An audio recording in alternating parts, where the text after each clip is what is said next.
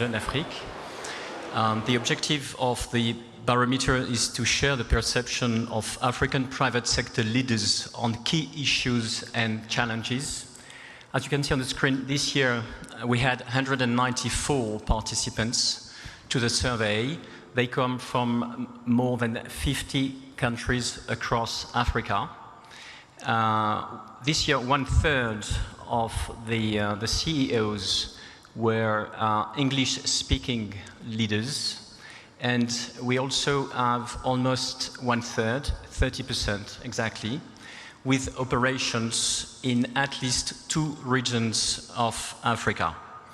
So these leaders were asked 35 questions addressing the fundamental aspects of their business model in 5 fields. The first one being the strategy, the second one finance and governance, the third one innovation, the fourth one human capital, and sustainability.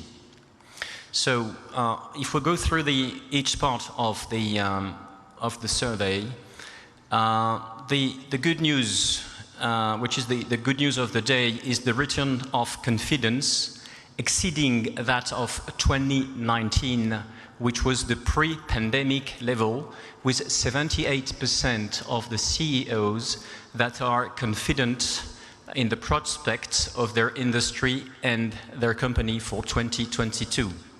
So that's a great figure. We've been very impressed by that result. However, they remain cautious in their projections, aware of the acceleration of security risk, and in particular the cyber risk, with 46% of the CEOs that feel particularly concerned about the cyber risk. And the risk of inflation is becoming a major concern for African CEOs. Of course, the war in Ukraine poses new threats, with 58% of the CEOs that already testify to a very strong impact on the cost of their supplies. And as you can see on the right-hand part of the slide, to cope with that, 53% of the CEOs think they will either reduce or postpone some investments. And again, on the long run, the impact of inflation is a major source of unpredictability and concern. In terms of attractiveness, CEOs continue to place the business environment as the first criterion for investment and location. As you can see on the map, West Africa continues to be on top of the most attractive regions in Africa, with the 3rd time in a row Côte d'Ivoire being in the #1 position in terms of the most attractive country of Africa, and of course of West Africa. And 28% of the CEOs surveyed are considering making an investment in Western Africa. We also note this year the entry of Togo and Benin in the top 10. This is the first time. When it comes to financing and governance, the CEO think their financing capacity is generally preserved in the context that they are experiencing. But in this difficult context, they encourage the use of alternative fundings such as private equity, which is confirmed here, where we see that when it comes to the opening of the share capital, private equity, foreign companies and local companies are the most favored source of financing. Private equity being considered a value-creating partner with a win-win and a medium-term strategy. They are considering as not only providing capital, but having a positive influence on the strategy of the companies for a more sustainable growth. In terms of governance, we notice a strengthening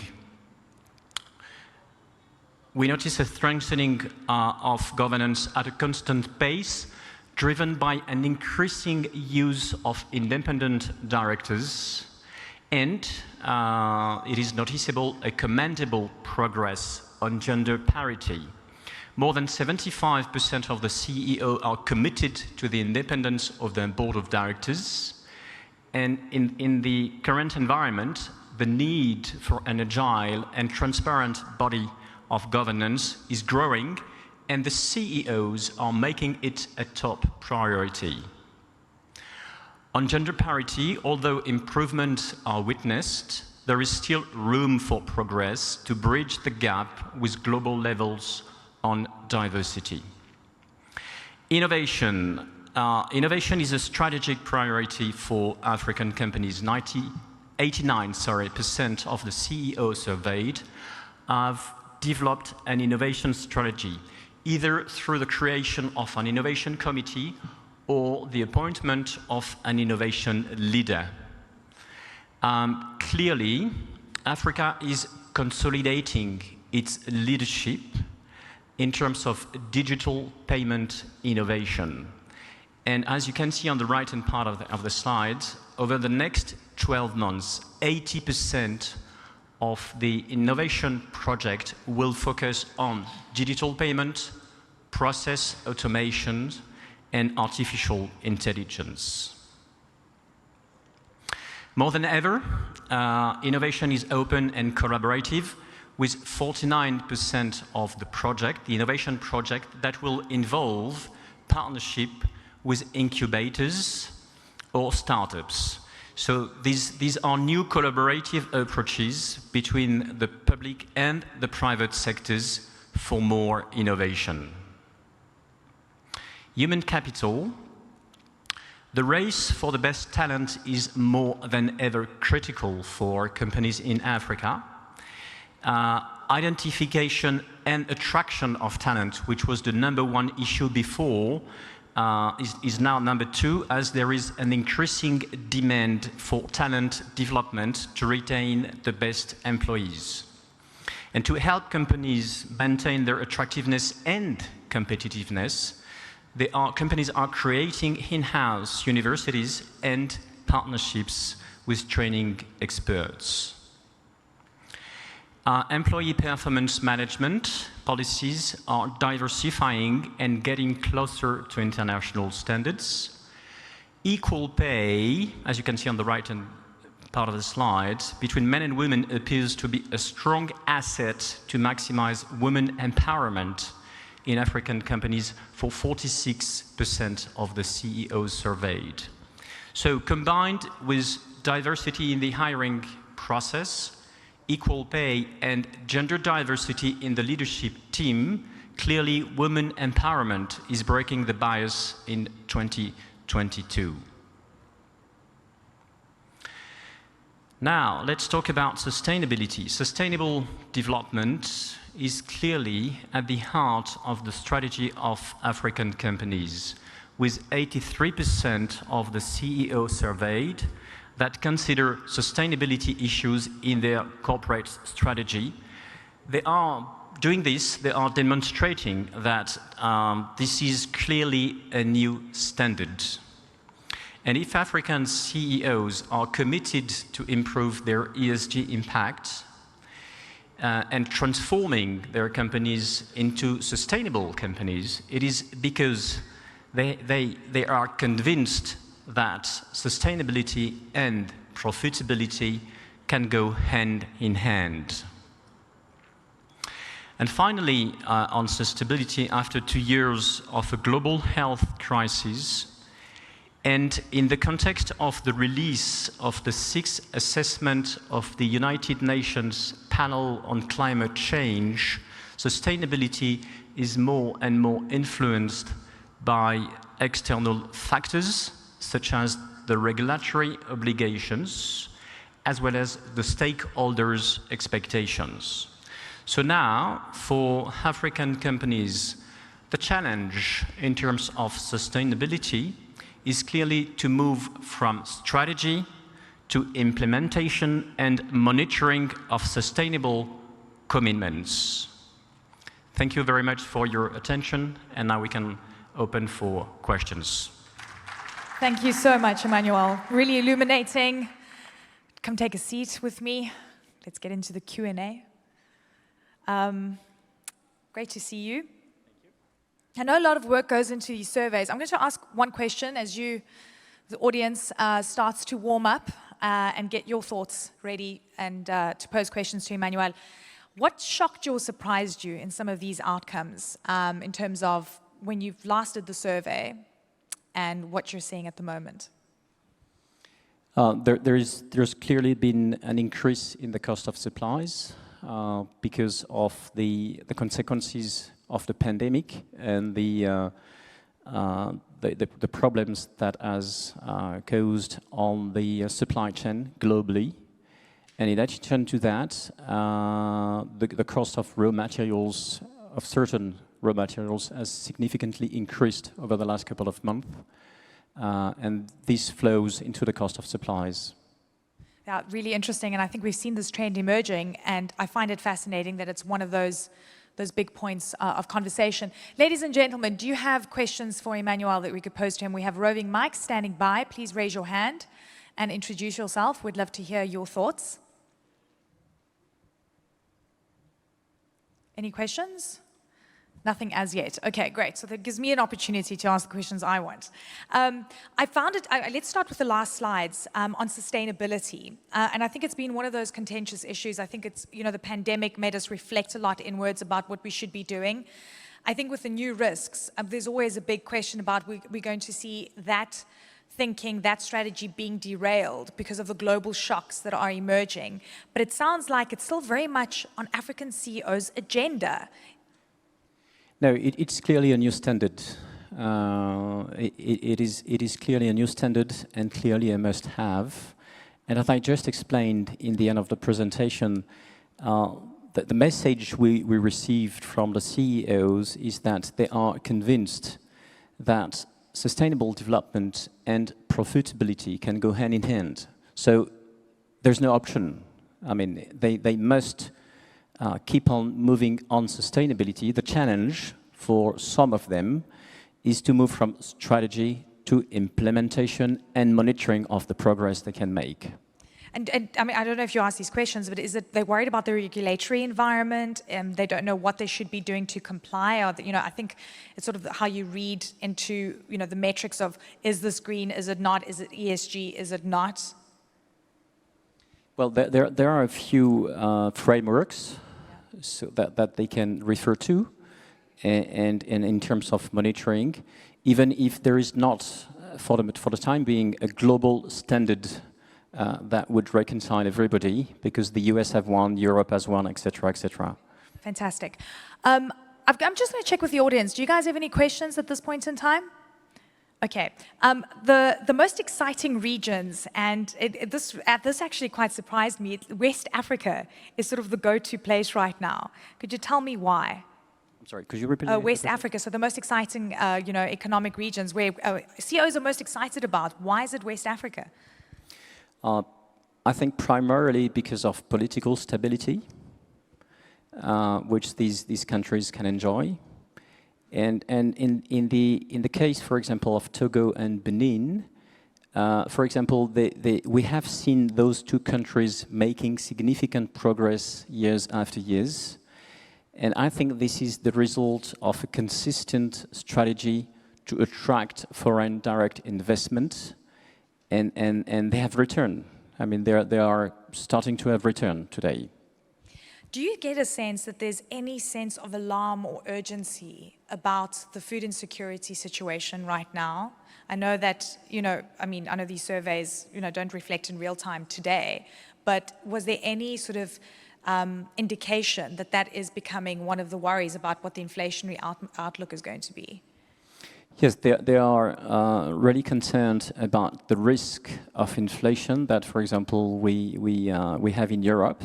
And there is a risk of contamination to Africa. That's certain, and it's a major source of concern for the CEOs as well as of unpredictability. That's for sure. So this is something they're clearly monitoring. Yeah, okay. I want to go back in time a little. So this is for 2022, and you've been involved in the survey in the past. How has thinking fundamentally changed or not changed on some of these metrics that has been quite interesting, you know, from the first edition and now to the third edition? First, I would mention women empowerment. That's clear. What's changed on that, do you think? Why? Well, we have more and more women in the board of directors. We have more and more women in the leadership teams of African companies. So this is a long-term trend, but there are still a gap to close compared to European standards, for example. But they're making very significant progress, and this is something we are really measuring year after year. So that's one point. Another one would be the level of confidence. We did not expect, when we launched the survey, to reach that level of confidence to a level that is higher than the one we measured in 2019. So confidence now is higher Yes. than what it was? Yes, before the pandemic. Before the pandemic, Absolutely. How? Well, we believe there are two reasons for that. The first one is because the African economy was very resilient during the pandemic. I think there's been only 20 countries that enjoyed a GDP growth in 2021. And among those 20 countries, the majority of them were African countries. So the continent has been very resilient. That's one element which we believe can explain today's level of confidence. And the second element that we would like to point out is the fact that today, African companies feel better prepared to future crises than they were before the pandemic. They have implemented risk management protocols, risk management tools, and they really feel more confident to face future crises. That's so encouraging, because I think that I think the rest of the world is feeling, you know, very risk averse right now, especially with what you're seeing on the geopolitical front, and we don't really know where we're going. But the African CEOs, and as you say, always resilient, always agile, and looking to the future. And it always strikes me, you know, that there's the most optimism is always on the continent. What do you think it has to do with? I know you were saying, you know, they've built resilience and they've got buffers and they're able to survive any big exogenous shock. But does the African Continental Free Trade Area have anything to do with it? Is it what policymakers are saying have anything to do with it? For the moment, the CEO we surveyed do not anticipate in the short term a positive impact of the free trade zone. They are supporting the project, they are supporting the initiative, but they don't expect a positive return in the very short term. So this is not, we don't think this is something that has influenced their level of confidence in the 2022 business. That's not encouraging, though, I have to say. We've been talking a lot about the continent. I mean, if I've interviewed anyone here, you should know I always talk about the Continental Free Trade Area, because we're hoping that that's going to be the big game changer in intra-Africa trade. And if it's the big game changer in intra-Africa trade, it means more growth. It means businesses have more opportunities cross-border. It will take time. It will certainly be, but for the time being, in the short term, they don't expect any positive aspect from that. Okay, so let's take that policy away, and let's say the big push to try and industrialize Africa, which, by the way, African CEOs and policymakers, we've been talking about this since forever and a day. Do they believe that now is the time that actually we can execute on industrializing the continent, that we are making headway? I don't know. This is not something we've measured, so I wouldn't be able to give you a precise answer on that question. Yeah, it's an interesting one, though, because I think that so many people are focusing on, you know, value-add processing plants. So I wonder how that trend is. Maybe you should think about adding that question in for next year. I'm giving you ideas. We already have 35 questions, so it takes time, but we may add some. Yeah, absolutely. Yeah. Okay, we're changing the questions every year, so we're adding new questions, and yeah, it's it's a moving target. Yeah, and so tell me, are the CEOs generally feeling optimistic? I mean, do you get the sense, to be honest, I haven't met a successful CEO that's ever doom and gloom and a naysayer, but are CEOs feeling that they are able to face head on the risks that are on the horizon and that they're overly optimistic about the future? Yes, they are, but at the same time, they are very cautious in their projections because they know that their risk profile is increasing on certain aspects. I was mentioning the security risk, for example, the cyber risk, and again, the potential consequences of the war in Europe with the rate of inflation that is constantly increasing, and there could be a transportation to Africa. Fascinating. Okay, Emmanuel, and then last question for you. As we look to the future, and I think, this event has been fantastic where we've been able to meet and see each other for the first time in many years. How can this survey be used as a barometer or a sort of, reference point for the CEOs, for the business people, for the budding entrepreneurs that are at the conference that can get access to this report? Well, the comprehensive version of the study, of the barometer, has been released yesterday before the press conference. So it's available for CEOs, and we are available for any question they may have going through the document.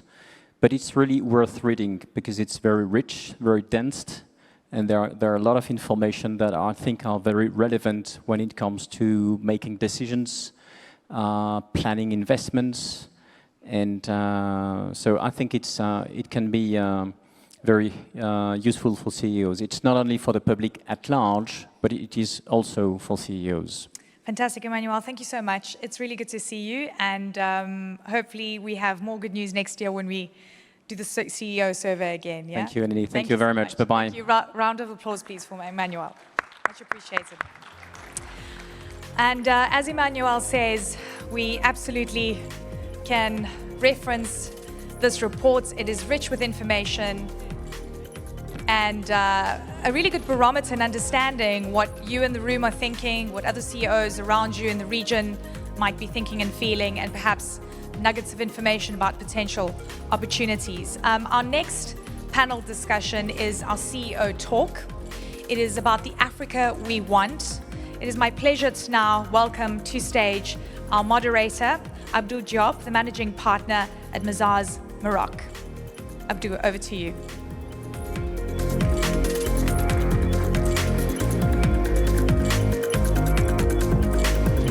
Good afternoon, everybody. Can you hear me? Is the mic well? Yes. How was your night? It seemed that some people were quite late in the night. I will call my panelists. I don't see them in the room, but I think they may be, okay, in a place there. Great. So, we'll have a nice discussion today on the CEO talk, talking about industrial sovereignty. We went through a great crisis. We are just heading from COVID, going through this Ukraine-Russia crisis, and there are big challenges for all our companies, our CEOs. So we'll try to discuss how to face those challenges through some inspirative CEOs that are going through and doing well in the continent.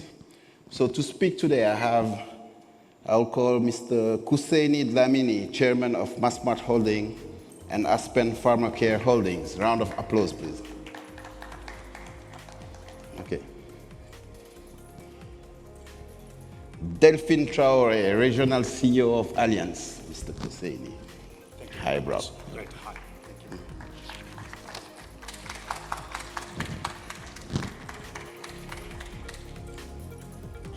Hi, Delphine.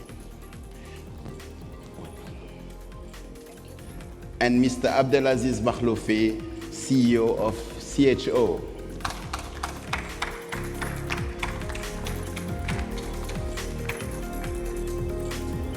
So, as I say, Many people are fighting for industrial sovereignty. And industrial sovereignty sometimes can be a challenge for competitivity because, yes, it's important to transform locally, it's important to have local value added, but sometimes it can be cost inefficient. Sometimes you can have competitiveness issues, but we have no choice. We need to find ways. And those ways can be having complementary value chains, having more action for competitivity, orienting the industrialization through the demand and not through the offer. So many possibilities are there. And that's what we will try to discuss, specifically in the context of the Africa Continental Free Trade area that give us a lot of opportunity. So for that,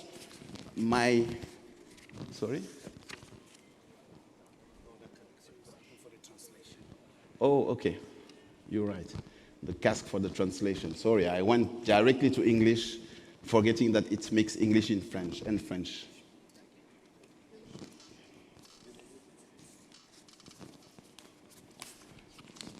So my first question will go to Kuseni. Kuseni, you are a great entrepreneur, doing many things across the continent. Your brands are well known, Massmart Holding, Aspen Pharmaceutical. You have been part of many international great groups. Today, we are facing many geopolitical challenges.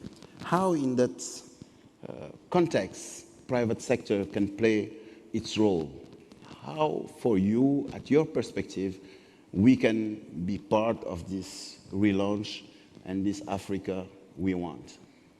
Thank you very much indeed. That's a very critical question. From a private sector point of view, just to cut through the chase, I think the geopolitical crisis that we are going through have really reinforced the importance of the private sector, especially in Africa. Each geopolitical crisis and global crisis that we have gone through has exposed the weakness and vulnerability of African countries and African economies. And I think going forward, we need to be proactive in terms of planning ahead for the next geopolitical crisis. And we've seen now with the war between Russia and Ukraine, what it has done in terms of food security challenges in Africa. We've seen a spike in food prices. We're seeing the challenge of global inflation rearing its ugly head with very direct and immediate implications and impacts on ordinary people across the African continent. And the reason for that is that our economies are not as resilient and as strong to be able to withstand the challenges posed by such geopolitical crisis. What then do we have to do in order to position ourselves in the context of the Africa we want? We need to build African economies that are globally competitive, that are resilient, that are strong, that can be able to withstand the next global crisis, whether it's a global health pandemic, which really raised the issues of health security on a global scale, whether it's the issues of geopolitics that we are seeing in Ukraine and Russia, whether it's the issues of climate change. So there is a lot that the private sector can do and must do in Africa in order to position Africa well to navigate any challenge that's coming up from geopolitics. Great. So really competitivity is key. You have talked also about resilience, about really strong action in this environment. So we need to be competitive and we need to be part of the game. I'll ask Mr. Makhloufi, which is CEO of CHO, founder of the Tunisian Olive Group, which is an important group across the continent. Monsieur Makhloufi, je reviens vers vous en posant la question de savoir, sur la base de ce que vient de dire Monsieur Kuseni, comment vous voyez-vous le rôle du secteur privé? C'est une excellente question, réellement. Mais avant de répondre, il est fondamental de revenir sur notre perception de l'Afrique d'aujourd'hui. L'Afrique a deux visages. Un visage fatigué, d'une Afrique portant un fardeau, et un visage souriant d'une Afrique jeune, enthousiaste et en pleine mutation. c'est un paradoxe assez saisissant. Je ne souhaiterais pas longuement m'attarder sur l'Afrique fatiguée, et je ne vous apprends rien de nouveau concernant les causes. La crise sanitaire, la guerre en Ukraine et ses répercussions sur l'Afrique, l'instabilité politique en nombre de pays et une croissance économique nettement en décélération, entraînant une perte terrible de nouveaux emplois et aussi toutes les conséquences, bien sûr, les conséquences sociales qui en découlent. Et c'est dans ce contexte-là que le secteur privé doit être à la hauteur de ses responsabilités économiques et sociales. Il se doit d'être visionnaire, optimiste et capable de trouver à chaque crise une opportunité. Au sein de CHO, nous essayons toujours de prendre de la distance et de la latitude. L'Afrique est une terre de promesses et de possibilités. En fait, on capitalise sur les atouts de l'Afrique. L'Afrique est jeune, et ça c'est une tare et une vertu en même temps. Il y a toute une génération décomplexée, ambitieuse, à accompagner et à encadrer, et cela relève de notre responsabilité à tous, en tant qu'acteurs économiques et en tant que locomotive de nos secteurs. Notre jeunesse, elle est instruite et peut créer une valeur ajoutée certaine et contribuer au développement de notre Afrique. Et deuxièmement, l'Afrique est également en passe de gommer les inégalités sociales par l'émergence d'une classe moyenne qui contribue fortement à la consommation de masse et à la création de richesses. Notre Afrique demeure attractive malgré tout. Pour les investissements directs étrangers, elle a quintuplé en 20 ans. L'Afrique est aujourd'hui consciente des richesses de ses terres, des compétences de ses jeunes, de la matière grise, et l'Afrique, en comptant sur sa jeunesse, pour la transformation de la matière première in-house en Afrique, pour créer de la valeur ajoutée et créer de l'emploi. Merci, c'est cette Afrique positive, effectivement, cette Afrique visionnaire, optimiste, opportuniste, qu'on veut, qu'on souhaite et qui est, de toute façon, nous n'avons pas le choix si on veut développer l'Afrique. Et c'est l'occasion de jeter la balle à Samba Bathily, qui est cet éternel optimiste africain. Samba Bathily, président de ADS Group, mais aussi, je pense que c'est la casquette la plus officielle, mais il fait tellement de choses sur le continent que je le dirais, serial entrepreneur, aussi un des acteurs d'Afro Champions. Samba, tu es un éternel Africain optimiste et dans ce contexte, tu as fait beaucoup de choses durant la crise. Aujourd'hui, je sais que tu portes une initiative sur la transformation des commodities en Afrique. Comment, justement, cette initiative peut être une action clé pour la relance et pour la construction de cette Africa que nous souhaitons, d'Africa We Want. Tu es libre de parler en français ou en anglais. Merci beaucoup. Français ou anglais? Bon, on va faire français. Vas-y. De temps à autre, on va parler en anglais.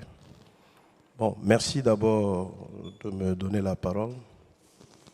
Merci. On va remercier les organisateurs et tout le public ici qui a fait le déplacement. L'Afrique dont on veut, the Africa we want, c'est un mot, mais c'est un mot qui a besoin vraiment de contenu. Parce que depuis fort longtemps en Afrique, on aime bavarder. Il faut qu'on voit au-delà du bavardage. Le continent a beaucoup d'atouts. Aujourd'hui, on a la taille critique parce que quand on dépasse le milliard, on doit se prendre au sérieux. Vous avez vu l'Inde, la Chine, quand ils ont dépassé le milliard, ça a constitué un marché attractif. Aujourd'hui, on est plus d'1 milliard et on va être 2 milliards bientôt. Il est grand temps pour les Africains quand même de se réveiller, qu'on change nos mentalités.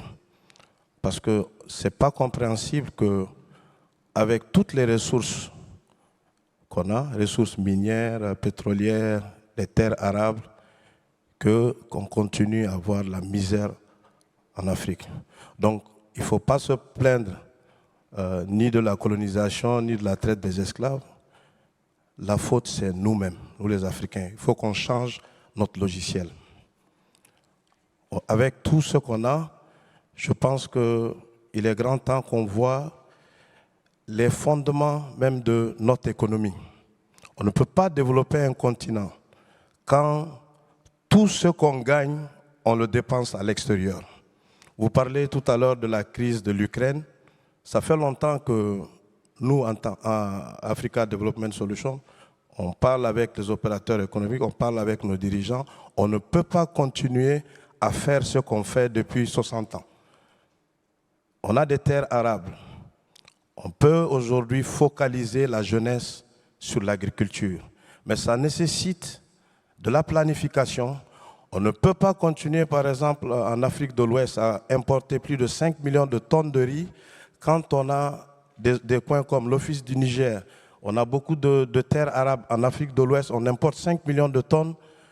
Quand on sait que rien que les frais d'approche coûtent aujourd'hui plus de 180 $.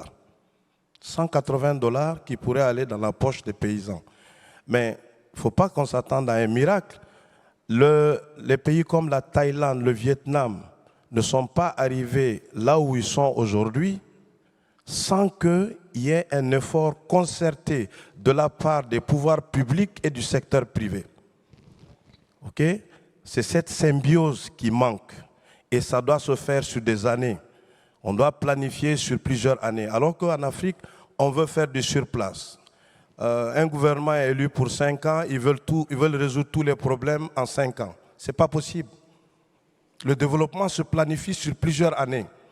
Si on décide que tel pays va se focaliser sur telle chose, et puis tout le monde aussi ne peut pas tout faire. Chaque pays ne peut pas être fort dans un domaine. Il faut qu'on se concerte entre Africains, qu'on décide quel pays va faire quoi. La Côte d'Ivoire, si sa force c'est l'agriculture, on la focalise sur l'agriculture. Elle va exporter pour les autres. Le Maroc, si c'est sa force, c'est l'industrie parce qu'elle a de l'énergie bon marché, on va la focaliser sur ça. Le Sénégal, le Cap-Vert, si leur force c'est le service, le tourisme, on les focalise sur ça. On est 1,3 milliard. Si on commerce entre nous, d'ici 10 ans, je pense qu'on peut changer la donne. Et ça nécessite aussi de la collaboration entre le secteur privé.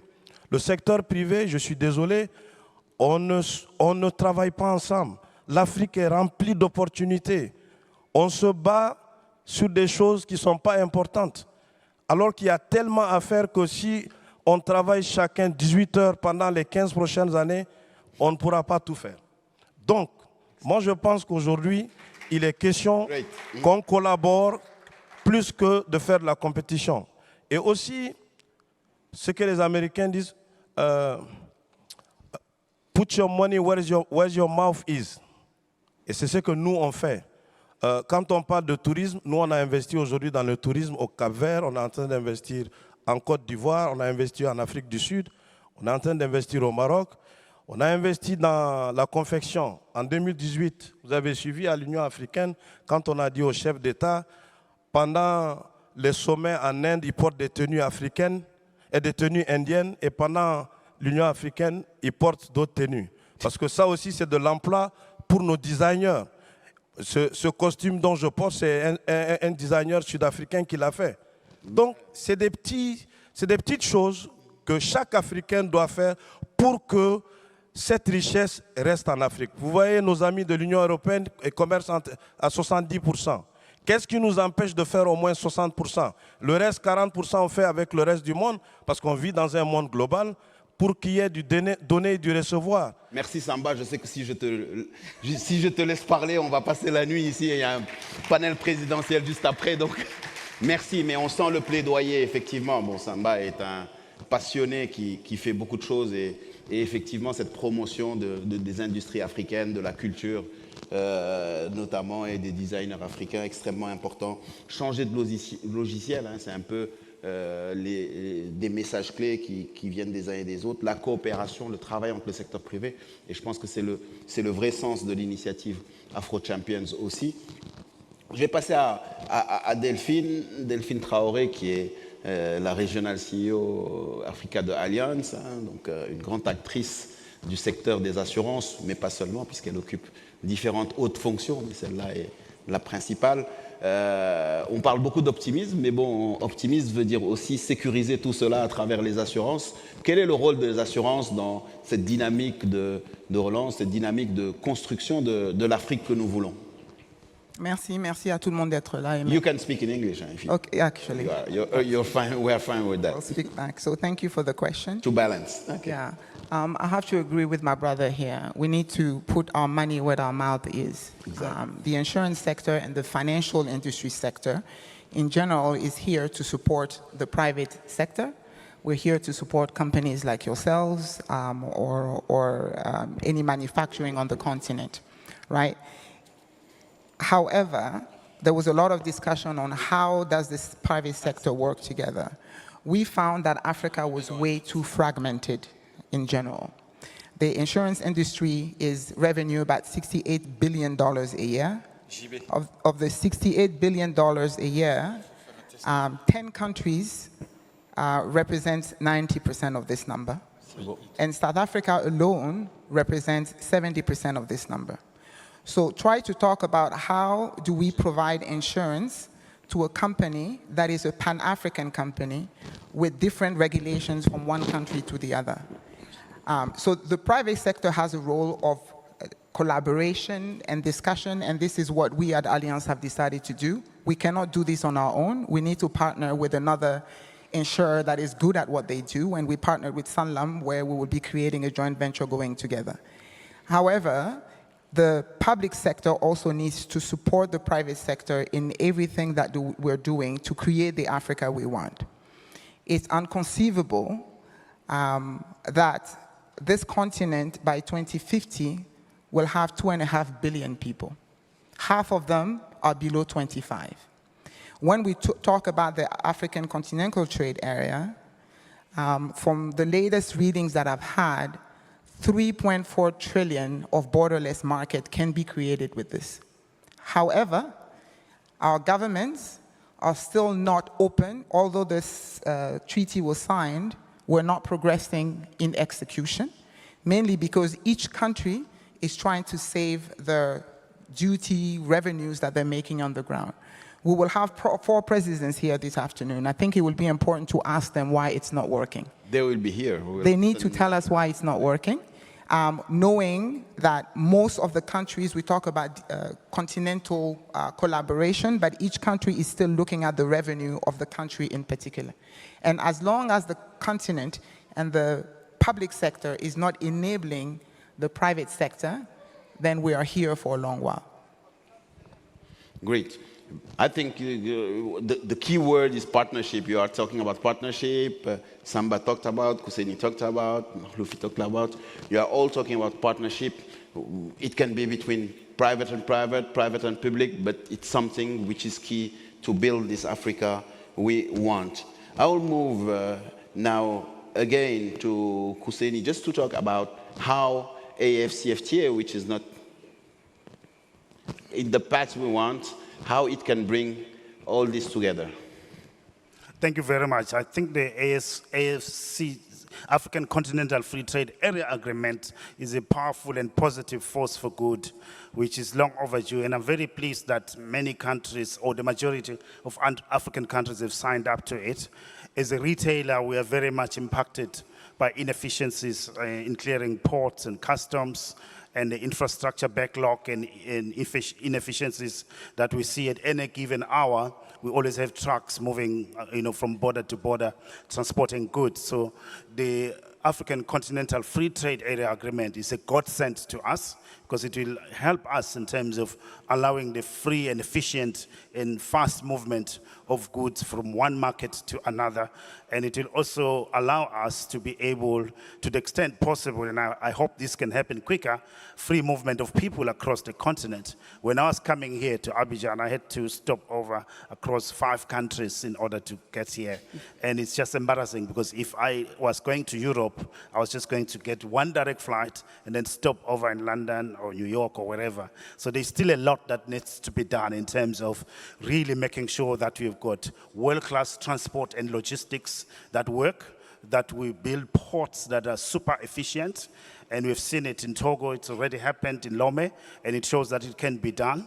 And we need to leverage private-public partnerships that are smart, that deliver, that ensure that we bring in, we crowd in the private sector and its expertise, resources, and capabilities, know-how in managing efficient processes to be able to solve the challenges that we have.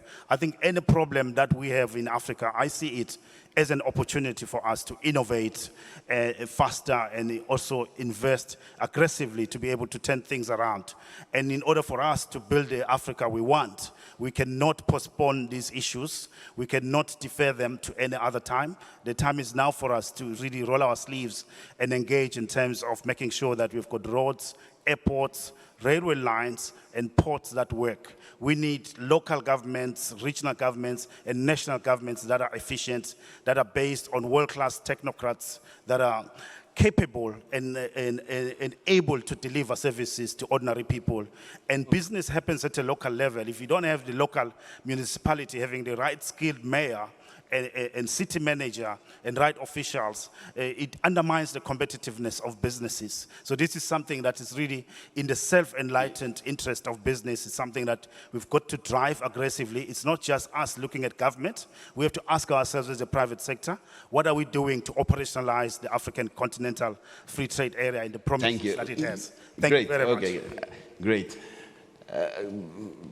Talking about this AFCFTA and the importance of innovating, creating new ways of collaborating and also urging the reforms.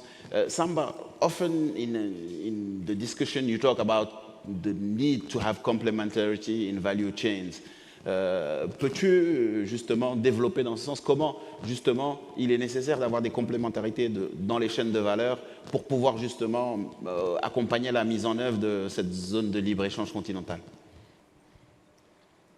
C'est pour moi la question. C'est Samba, après.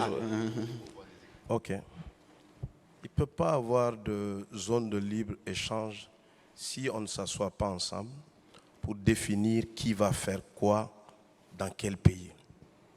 Je prends un exemple. Si vous prenez le cas de l'énergie, chaque pays veut développer sa centrale. Et souvent, il y a des pays qui ne peuvent pas produire de l'énergie moins chère, quel que soit l'argent qu'ils ont. Donc, il faut qu'on arrive à s'asseoir, d'abord entre Africains, on décide qui va faire quoi dans tel domaine. On va regarder les domaines prioritaires. Parce qu'on ne peut pas parler de zone de libre-échange s'il n'y a pas l'énergie qu'il faut, la logistique qu'il faut. Parce que ça, c'est les bases. C'est-à-dire pour pouvoir créer des industries, pour pouvoir échanger entre nous, on a besoin d'énergie, on a besoin d'infrastructures. Donc pour faire cela, il faut qu'on se mette d'accord. Par exemple, si demain le Sénégal qui a le gaz, le Mali n'a pas besoin d'aller investir dans des centrales au fioul lourd. Il suffit qu'on a le WAP, le West African Power. On peut utiliser ces lignes. Le Sénégal produit l'énergie à bon marché et c'est envoyé au Mali. Ça permet au Sénégal d'avoir des revenus et au Mali d'avoir de l'énergie bon marché pour influer sur les facteurs de production, pour pouvoir transformer son coton qui est de bonne qualité pour le reste de l'Afrique. Donc, c'est une question, je pense qu'on fait beaucoup de forums, on vient, on discute, on parle. Il faut qu'on s'asseye, qu'on se dise, bon voilà, on a nos dirigeants, on a le secteur privé. Les dirigeants, leur rôle, ils mettent les règles. Le secteur privé de chaque pays, on les focalise sur ce qu'on considère être leur avantage comparatif. Mali, ça peut être le coton. Mali, Burkina, Bénin, Égypte, ça peut être le cotton belt. La Côte d'Ivoire, Ghana, ça peut être le cocoa et le coffee belt. Ainsi de suite. D'autres pays, le tourisme. D'autres pays, les services, les hôpitaux. D'autres pays, l'éducation. Parce que moi, j'ai mal quand on continue tous ici, ceux qui ont un peu d'argent, les enfants vont étudier dehors. C'est de l'argent qui part. Quand on est malade, on va se soigner dehors. C'est de l'argent qui part. Quand on veut faire du shopping, on va à Dubaï ou ailleurs, c'est de l'argent qui part. Alors qu'en Afrique, on peut faire tout ça. Vous avez vu à Abu Dhabi, ils ont amené la Sorbonne à Abu Dhabi. Qu'est-ce qui nous empêche d'amener la Sorbonne à Abidjan ou à Dakar? Ce n'est pas de l'argent qui manque. On dépense des milliards chaque année. Une université top class, ça ne peut pas dépasser 100 millions de dollars. Un hôpital top class, ça ne peut pas dépasser 150 millions. Je pense qu'il y a des modèles qu'on voit, UM6P, African Leadership University, Stellenbosch. Il faut qu'on arrive à s'asseoir. Il y a assez d'argent en Afrique. On dépense de l'argent de façon pas très organisée. On peut avoir tout ça en Afrique. Prenez les pays, Dubaï il y a 20 ans. Moi, je suis allé à Dubaï il y a 20 ans. Sur Sheikh Zayed Road, vous n'avez que le World Trade Center et puis un ou deux hôtels. Il y a 20 ans. Qu'est-ce qui nous empêche de faire ça? C'est qu'on ne se met pas ensemble pour planifier. On est trop court-termiste. Il faut qu'on planifie sur les 15 prochaines années qui va faire quoi. Peut-être que nous, on ne va pas voir les fruits, mais on fait ça pour nos enfants. Et comme j'ai l'habitude de le dire, si on ne le fait pas, l'Afrique va en souffrir et le monde aussi. Parce qu'on va être 2 milliards, et quand on va être 2 milliards, et que 500 millions de personnes arriveront sur le marché du travail et qui n'ont rien à se mettre sous la dent, ceux qui ont un peu d'argent ici, nos enfants ne vont pas dormir tranquillement. Et après, ça va se déplacer en Europe. Ça va se déplacer en Europe parce que quand 500 millions de personnes n'auront rien à se mettre sous la dent, si 100 millions décident de traverser la Méditerranée, aujourd'hui ils sont des milliers. Mais quand ils vont traverser 1 million, aucune armée, aucune police ne peut les arrêter. Donc le développement de l'Afrique, c'est un problème de l'Afrique et aussi du monde. Donc nous les Africains, on doit d'abord se mettre ensemble, donner l'exemple et le reste du monde va nous suivre. Merci Samba. Merci. Très bien dit, applaudissez.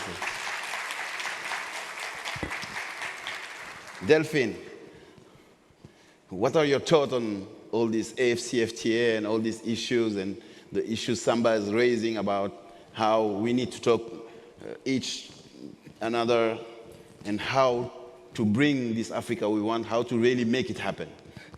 I understand his frustration because I have the same frustration. I don't understand why it takes an industry leader in South Africa, 5 countries, to come to Côte d'Ivoire. We have an infrastructure issue.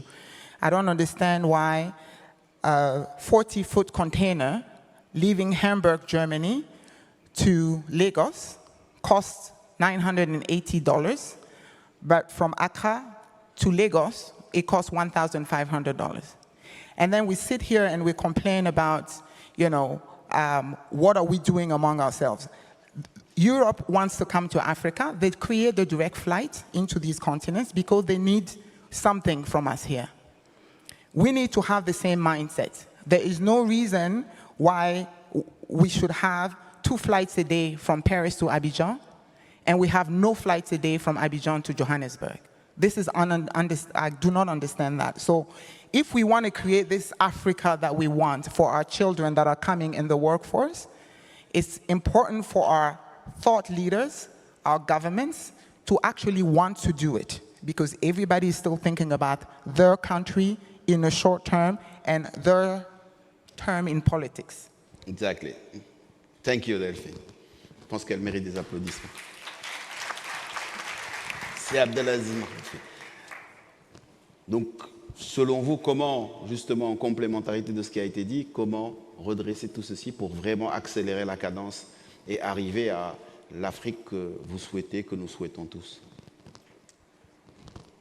D'abord, moi je dirais l'éducation, le renforcement des compétences, le renforcement des capacités. En fait, tout ça, c'est au service de quoi?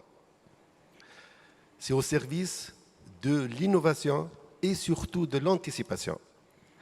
Le monde actuellement change à grande vitesse. L'agilité et la flexibilité permettent de s'adapter à toutes circonstances. La finalité, c'est de transposer à grande échelle ce qu'on sait faire.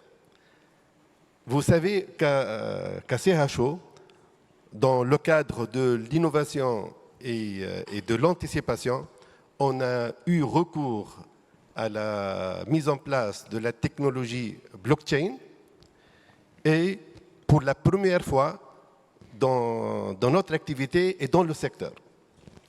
Et c'était bien avant nos amis européens et américains. Bravo. Et là je vous dis et sincèrement, les résultats, c'était incroyable, une grande valeur ajoutée à nos produits. Mais pour cela, il fallait premièrement maîtriser la technologie, deuxièmement, faire preuve de créativité, de volonté et d'audace. Troisièmement, faire confiance aux collaborateurs, aux partenaires et à soi-même. Et on peut dire, et on doit être des locomotives, il suffit de s'en donner les moyens et d'y croire. Les opportunités et les possibilités sont là à portée de main, mais il y a des préalables et des conditions sine qua non pour arriver à l'Afrique que nous aspirons. Winston Churchill, disait « Prenez le changement par la main avant qu'il ne vous prenne par la gorge. » L'heure de changement, c'est maintenant. Merci beaucoup. En tout cas, vous l'avez bien entendu et c'est des plaidoyers qui sont très clairs.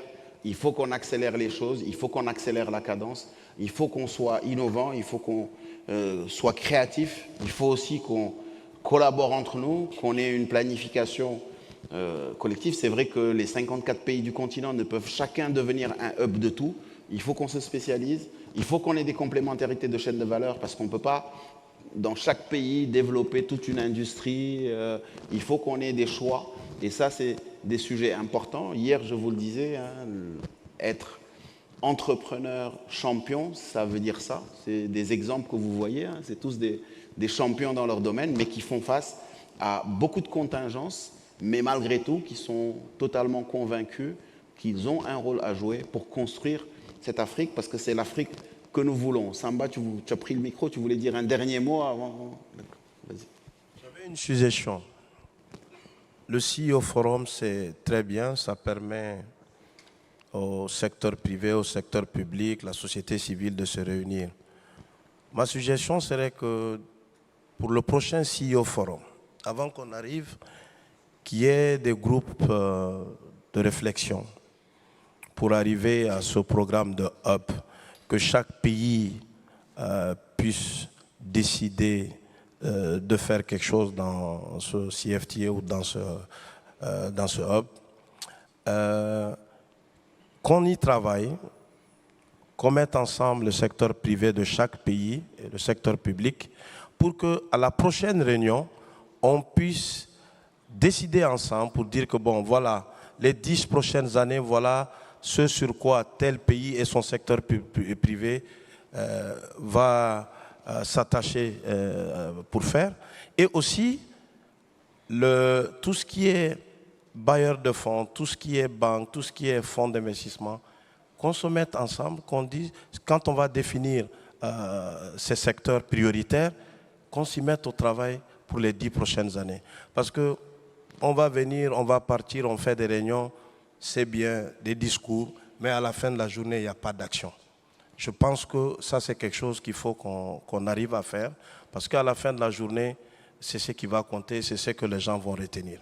Je pense que Julien, Frédéric, Florian sont dans la salle, ils ont bien noté tout ça et certainement, ça fera l'objet d'éléments lors du prochain CEO Forum.